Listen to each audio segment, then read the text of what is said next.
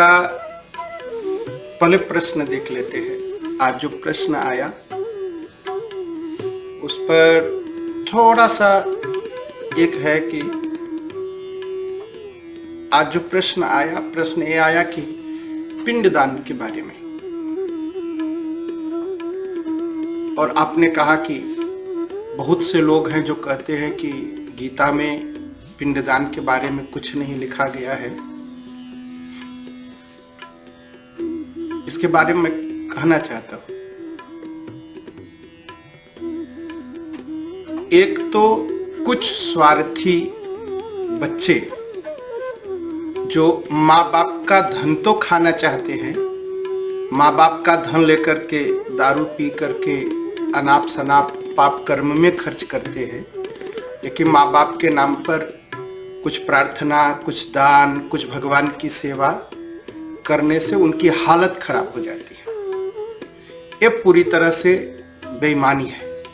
माँ बाप का धन लेकर के खा जाना और उनके लिए, उनकी प्रार्थना के लिए कुछ न करना, अगर कोई कहे तो ये कहना कि पाखंड है, तो ये बेईमान टाइप के लोग हुए। दूसरा, कुछ पंडित जी वर्ग, कुछ समाज, कुछ साधु संत जो थोड़ा स्वार्थी टाइप के हैं, वो शास्त्र की बात न कह करके स्वार्थ की बात करते हैं। वो लोगों का स्वार्थ चाहते हैं कि आप जो चाहते हैं वही कहें, आपके स्वार्थ की बात कहें, और वो स्वार्थ की बात ऐसे कहे कि उनका भी स्वार्थ पूरा हो जाए। और पिंडदान के बारे में इस देश में, विशेष करके हालैंड और सूरीनाम में, रेडियो पर बहस, समाज में बहस, बड़ा बड़ा डिस्कशन हुआ। मैं इतनी कहूंगा कि श्रीमद् भगवत गीता में पिंडदान के बारे में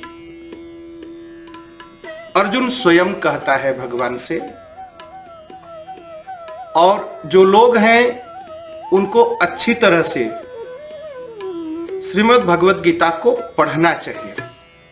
पहली बात, श्रीमद् भगवत गीता ज्ञान योग, भक्ति योग और कर्म योग की बात करता है, और मेरे हिसाब से गीता मनः शास्त्र है, कर्म कांड नहीं है। शरीर छोड़ने के बाद जीव का क्या होता है, नरक स्वर्ग जो भोगता है, हम अपने कर्म को जो भोगते हैं, हम अपने कर्म को तो भोगेंगे ही भोगेंगे, लेकिन हमारी कमाई जो मैं अपने बच्चों के लिए छोड़ जाऊंगा, अगर उससे धर्म नहीं हुआ, पाप हुआ, तो बच्चे भी भोगेंगे।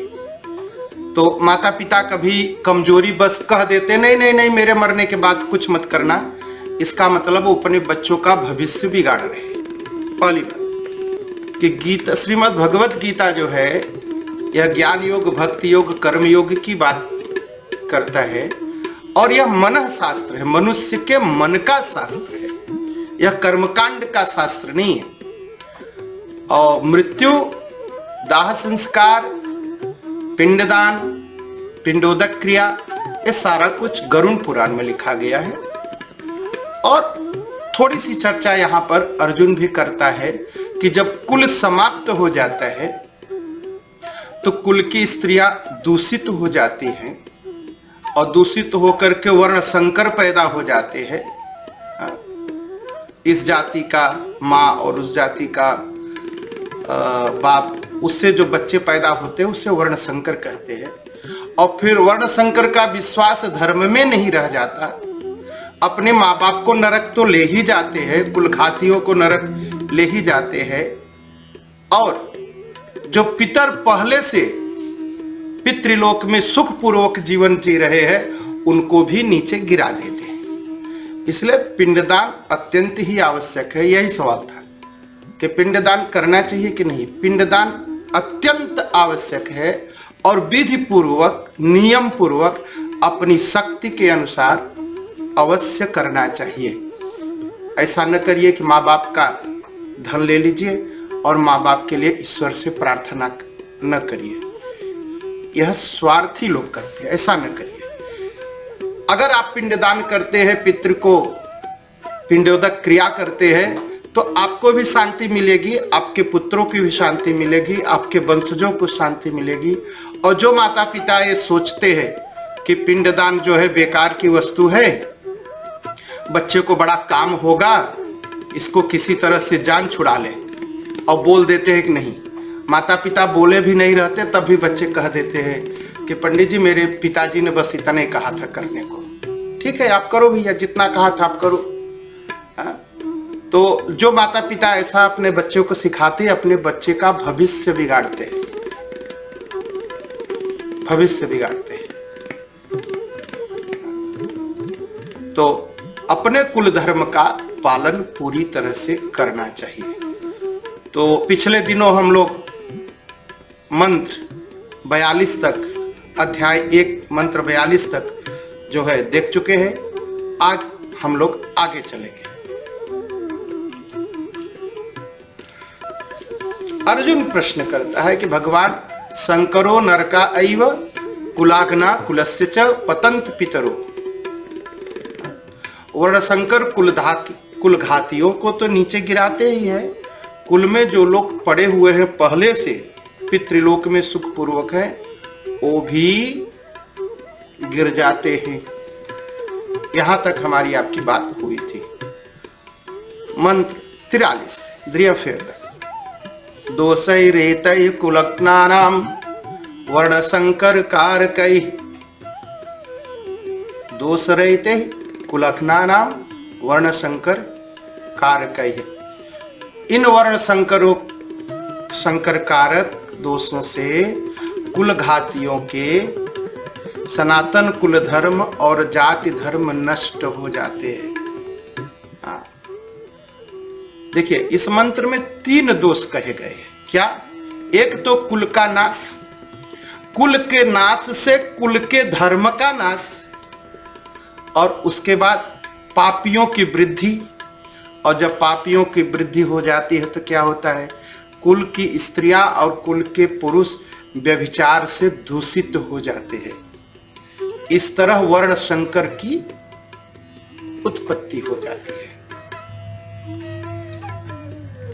और वंश परंपरा और सदाचार की मर्यादा का नाम है सनातन कुल धर्म। जो अपने परिवार की, जो अपने वंश की परंपरा है, इसकी जो मर्यादा है, इसका पालन करना ही सनातन कुल धर्म कहा गया।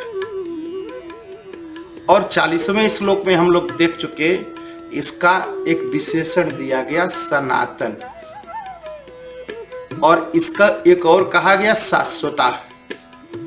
वर्ण धर्म, जाति धर्म, ये शाश्वत, शास्त्रों में इन्हें शाश्वत कहा गया।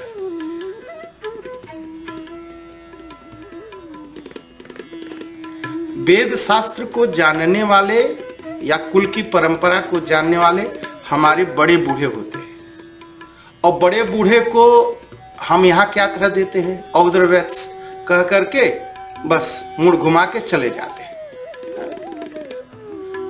इनका सम्मान करना चाहिए। इनके क्यों? क्योंकि इनको कुल धर्म पता है, जाति धर्म पता है। अगर ये नष्ट हो गए तो कुल का धर्म नष्ट हो जाता है, और फिर वही वर्ण संकर पैदा हो गए। आम और पपैया मिलाएंगे न तो आम न आम रहेगा न पपैया रहेगा, एक अलग ही पैदा होगा। वैसे तो वर्ण संकर पैदा हो जाते हैं, वर्ण और संकर कारक दोष हो जाएंगे, जाति धर्म नष्ट हो जाएगा। इसी प्रकार ये कुल का नाश से यह सब कुछ होता है। इसलिए हे कृष्ण भगवान, हे प्रभु, मैं चाहता हूं कि यह कुल बच जाए, जिससे कुल धर्म बच जाए, शास्त्र बच जाए, कुल की परंपरा बच जाए, पितृ बच जाए, सब कुछ बच जाए। अगर युद्ध हुआ तो यह सब नष्ट हो जाएगा। उत्सन्न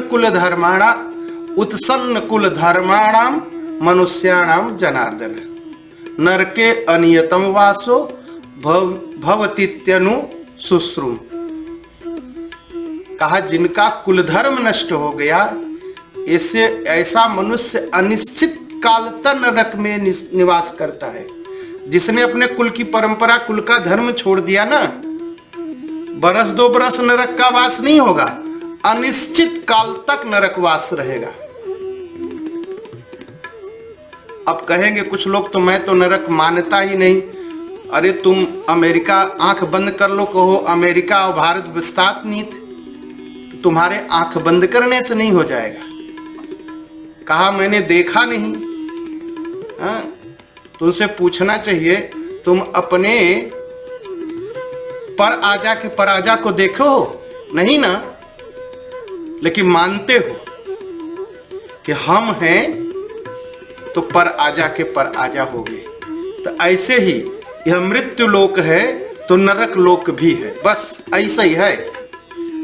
और उस नरक लोक में कब तक वास करेंगे? अगर अपने कुल की परंपरा छोड़ेंगे तो अनिश्चित काल तक। कोई निश्चित नहीं है बरस 2 बरस कि चलो 10,000 बरस रहेंगे, 5,000 बरस रहेंगे। हो सकता है 50,000 बरस रहे, हो सकता है लाखों हजार बरस रहे, नरक में भटकते रहेंगे। तो इसलिए कुल की परंपरा का पालन करना और अपने संतान को, अपने बच्चों को कुल की परंपरा बताना, ये बहुत जरूरी है। और उनको उस पर चलाने की कोशिश करना, उनको शिक्षा देना। घबराना नहीं कि बच्चे बात नहीं मानते। बच्चे पूरी तरह बात मानते हैं, आप नहीं मानते।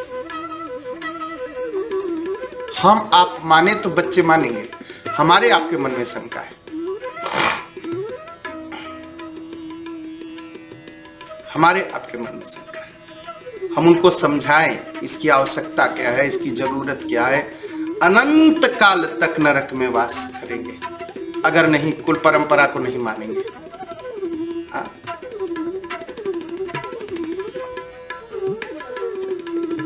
और दीर्घ काल तक कुंभी पाक नरक है, रौरव नरक है, बैतरणी नदी है जिसमें पस बहता है, उसमें फेंके जाएंगे और भयंकर यातनाएं मिलती है नरक में। अतः इसलिए पूरी कोशिश करके कुल धर्म की परंपरा का पालन करना चाहिए, कुल परंपरा को मानना चाहिए। अब कहें कि जिसके बच्चे ही नहीं है, जिसका परिवार ही नहीं है, तो अपने जो पुरोहित हैं, जो आपके घर के पंडित जी हैं, उनसे उपाय पूछ लीजिए। मनमाना आचरण मत करिए। आप बीमारी होती है कोई, तो आप मनमाना दवाई करेंगे नहीं ना, डॉक्टर के पास जाएंगे। वैसे जो आपके कुल के पुरोहित हैं, जो आपके पंडित जी हैं, जो आपकी पूजा कराते हैं, आप उनसे सलाह लीजिए, यहां वहां मत पूछिए। वो आपको सही सलाह क्यों देंगे? क्यों? क्योंकि वो आपके कुल की परंपरा जानते हैं। इसलिए पूरी तरह से कोशिश करना चाहिए कुल की परंपरा का पालन करने के लिए। तो अर्जुन वही करता है, कहता है कि फिर तो क्या होगा? अगर नहीं पालन होगा तो नरक, जो हमारे वंशज आएंगे वो भी नरक में वास करेंगे अनंत काल तक। हाँ? अहो बत महत् पापम कर्तुम व्यवस्थिता वयम, अहो बत महम पापम कर्तुम व्यवसिता वयम। हा शोक, हा दुख, इतना बड़ा दुख।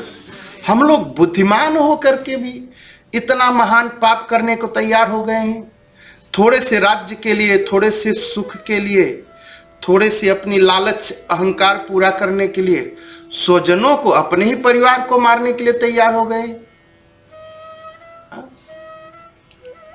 शोक दिख, बहुत दुख, यह बहुत दुख की बात है कि थोड़ा से धन के लिए, थोड़े से रुपए के लिए, थोड़े से पैसे के लिए हम अपने ही परिवार को मारने के लिए तैयार हो गए, अपने ही परिवार को लूटने के लिए तैयार हो गए।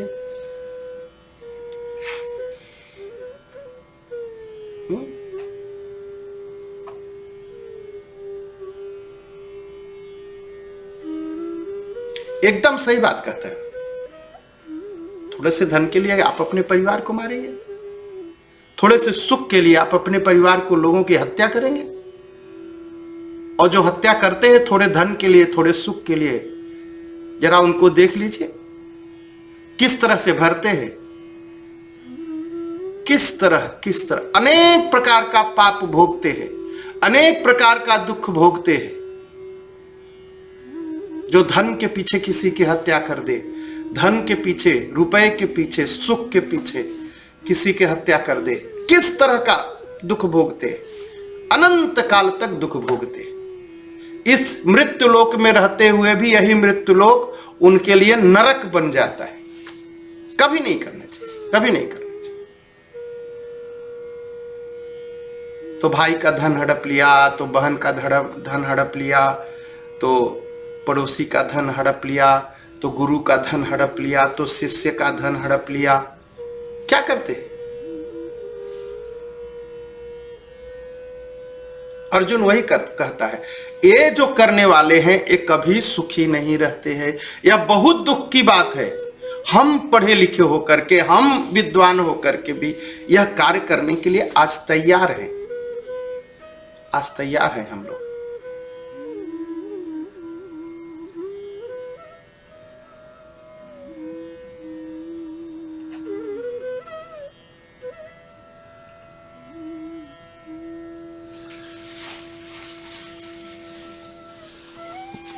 और वो कहां तक पहुंचता है?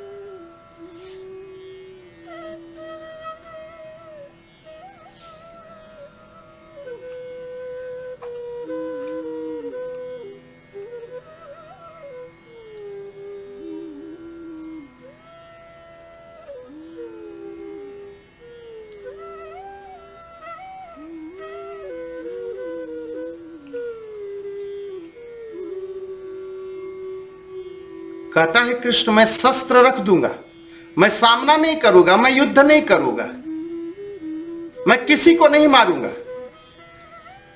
मैं युद्ध में नहीं लगूंगा। उसके बाद भी अगर धृतराष्ट्र के पुत्र मुझे मारना चाहते हैं तो मार सकते हैं। कम से कम मैं तो इस पाप से बच जाऊंगा, कुल के नाश से। मैं मर जाऊं उसी में मेरा कल्याण है। ये मार डाले मुझे, मैं कुल घाती तो नहीं बनूंगा, कुल घात के पाप से बच जाऊंगा।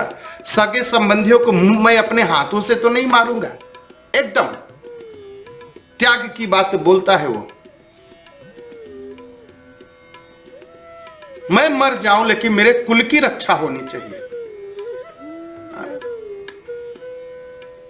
और मेरे मरने में ही कुल का कल्याण है और मेरा भी कल्याण है। इसलिए मैं मरने के लिए उद्धत हूं। मेरी मृत्यु ही मेरे लिए कल्याण कारक है। ऐसा अर्जुन कहता है भगवान से।